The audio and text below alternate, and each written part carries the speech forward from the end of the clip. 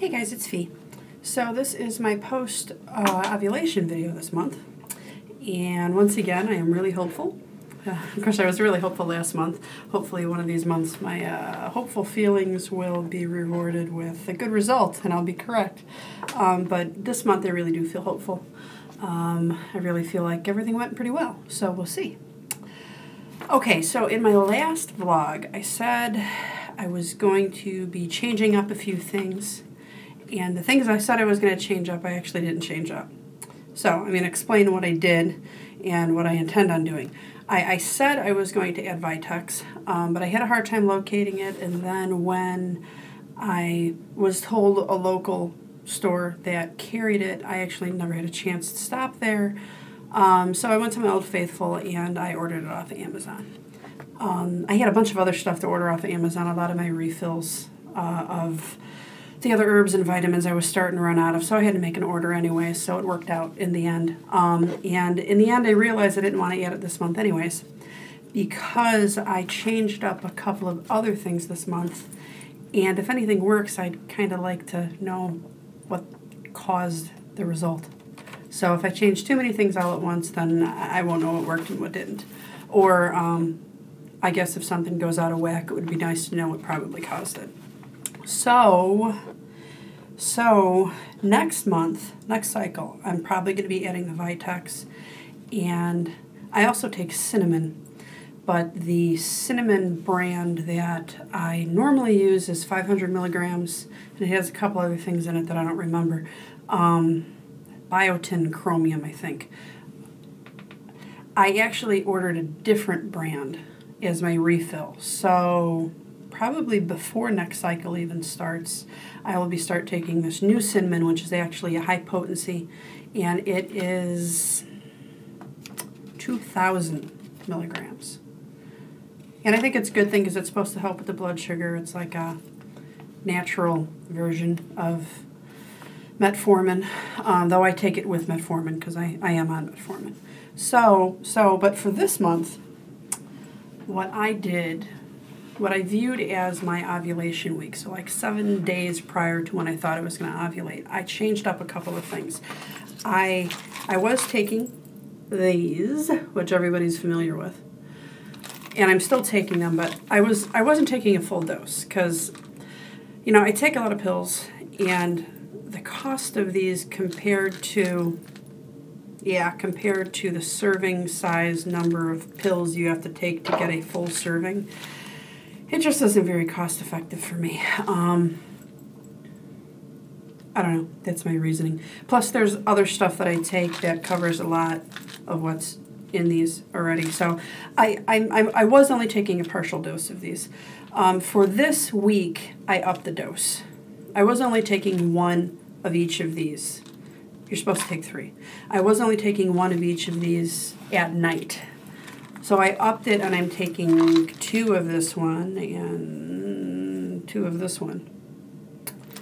I did that this week, and I take these at night because there's a bunch of other stuff I take in the morning. And the other thing I did is, there's this herb I take called Ganoderma, and if you go back to my videos about what I take, it was a 2-part video. The first part was about what I take, and it's in that video. Ganoderma is kind of I don't know, I guess you could call it a rainforest medicine man kind of herb. It's an adaptogen. I'm not going to get into it too much, but, you know, I've seen people get some really awesome results from this stuff in other health-related arenas, not necessarily infertility, but this is, I believe in it. I believe in it. I see a difference in all kinds of things when I take it, so I'm hoping and praying that it helps with this. And I upped my dose of it. So this is what I take. I take one of these in the morning and one at night, and I take it with my metformin and with my progesterone when I'm on that at the end of the cycle. And I just think I don't know, I think it helps the medicine that I'm already taking work better. That might be in my mind, I don't know, but you know what, look this stuff up. Or if you're interested, leave me a comment below, and I can do a video on this, but I don't want to start pushing this if people aren't interested in my craziness of herbs. here. But like I said, I believe in it. I upped the dose. What I did, you know, this stuff is also made in coffee form.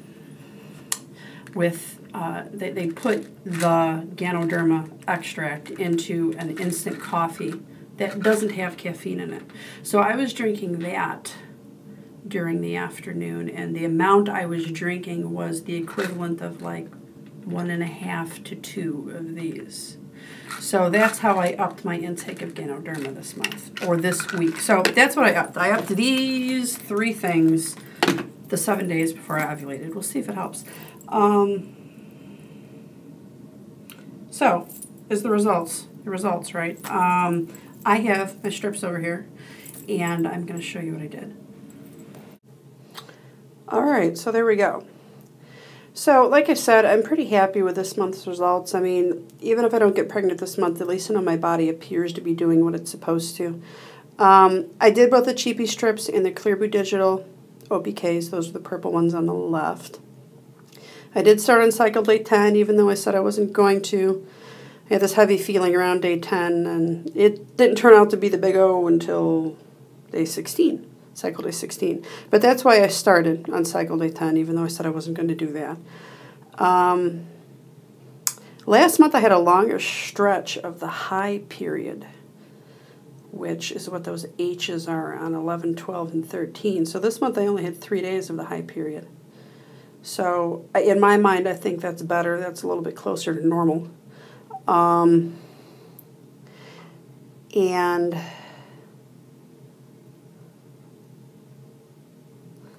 it peaked on the 4th day. Sorry about that. My brain just turned off there for a second.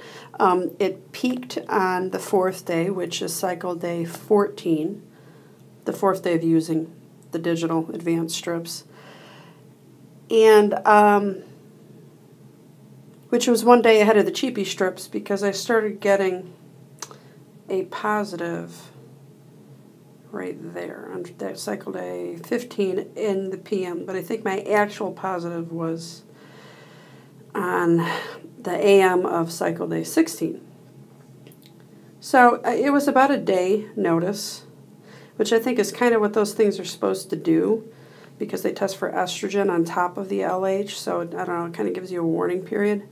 At least that's the way I'm viewing these, because I have yet to see the Clear Blue Advanced Digital ones line up completely with the regular cheapy internet strips, so to speak, the blue ones on the right.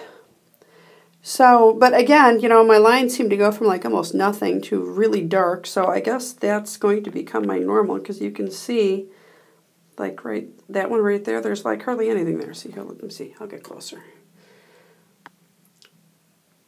There's very little on that top one, which is cycle day 14, and then it kind of comes out of nowhere on the 15th at night. Now these, you know, these are, what, a day and a half old, so they're a little bit faded, but the 15th at night and the 16th in the morning, I mean, those were really dark. There's no questioning that they were positive. So I will take this. It looks good, you know, an ovulation is an ovulation, right? And I don't know, thanks to the Clear Blue Advanced stuff, you know, it helped the baby cha-chaing to be timed pretty well. That's what the X's are on the right side. So, and I'm currently on cycle day 17. So yeah, I'm pretty happy with all this. So that's that. I got a 2-month supply box of those Clear Blue Digital Advances, and with the way things worked out, I actually have 4 of those left. So if I need them next month, I will. If I time it properly, I probably could use them to get my high and my peak period, as long as I don't end up with another cycle where the high period is really long, because I only have 4. I don't know if I would buy them again, but I do think they kind of helped with advance notice of figuring out when to do the baby tango, baby cha-cha, baby dancing. Because, and you know, that really helps us, because for us, you know, we're an every other day kind of couple, because that's just what works out for us. That's what works the best. And we are not morning people, so nighttime is generally when we're doing the baby thing. So, yeah, that helps. That helps to know that stuff in advance, so that our every other day timing isn't, you know, off with when I think I'm ovulating. And you know, that's probably just me being overly worried, because, you know, every other day should hypothetically cut the cake, right? So my temps, I'm going to insert my temp chart here in a minute. My temps were pretty good this month. You know, last month they were like all over the board, up and down and down and up, and oh my God. I mean, they weren't completely level, and I am in the middle of the cycle, so I don't know what they're going to do at the tail end of the cycle. But what I saw already was at least a little bit more level than it was last month. My temperature should actually spike tomorrow. I've noticed in the past and now, and even with Fertility Friend, everything I've ever done, for whatever reason, I have like a day delay on the temperature spike. It dips, and then that's around when I'm ovulating, then it goes up a little bit, and then it really spikes the next day. So I'm expecting like big, super huge spike tomorrow morning. So I'm going to insert that chart now.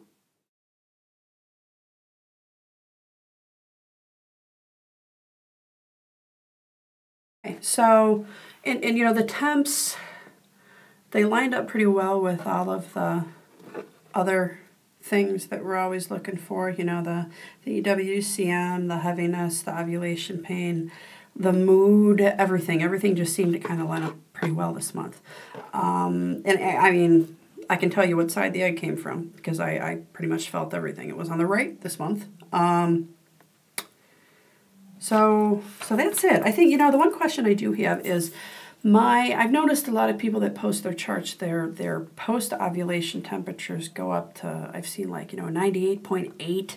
Mine have never went that high. I think the highest I've gotten is like 98.2, 98.3. Can anybody tell me if I should be concerned about that? Is that normal? Is that just, you know, every person is different? My lows are pretty low. I mean, I've seen them go down to like 96.3. Now, that didn't happen the last 2 months, but that did happen the month before that. They still can go down to 96 point something. So I don't know if, you know, my whole range is just slightly lower, if that's normal, if that's okay, if there's something I need to be concerned about.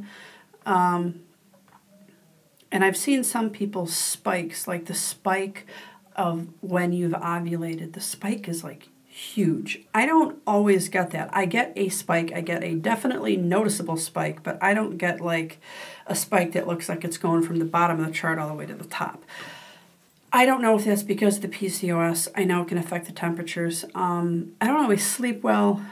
Generally, I don't wake up at night, but actually, I take that back. Sometimes I do wake up at night, but it's the kind of wake-ups where you're up and then you kind of look at the clock and you fall back to sleep a couple minutes later. Now, I know that's enough to affect the temperatures. So, I mean, maybe that's why my temperature charts aren't quite right. But I do them just to see how they are in relation to the strips. And it seems to be working, seems to be helping. Last month I said I wasn't sure if I was going to continue the temps all the way through to the end of the cycle, even though you're supposed to do that, because they kind of make me anxious. You know, if I get to the end of the cycle and I see it starting to drop, then I kind of know that, you know, the red plague is about ready to come here. And I'm just not quite sure I want to make myself all anxiety-ridden over whether that does or doesn't happen with the temperatures this month. I haven't decided. Maybe I'll finish off the month with the temperaturing, or maybe I'll stop in a couple of days once I see that spike has happened, and then start back up next month if this isn't the cycle. So I'm happy with the cycle. I've got good feelings. I'm hoping. I'm praying, and everything just seemed to be going really well. And actually, I am doing everything I can, including pineapple core. I'm gonna cut this baby up and do my pineapple core, which reminds me, do I start that now? Or I've heard some people say 3 days post-ovulation. I've heard some people say 5 days post-ovulation. I'm supposed to start my progesterone 3 days post-ovulation, so I'm viewing that as Friday. So do I start this with the progesterone or do I start this now? Just curious. I don't know if it matters. If I don't get a response, I'll probably start it tomorrow. So that's what I've got.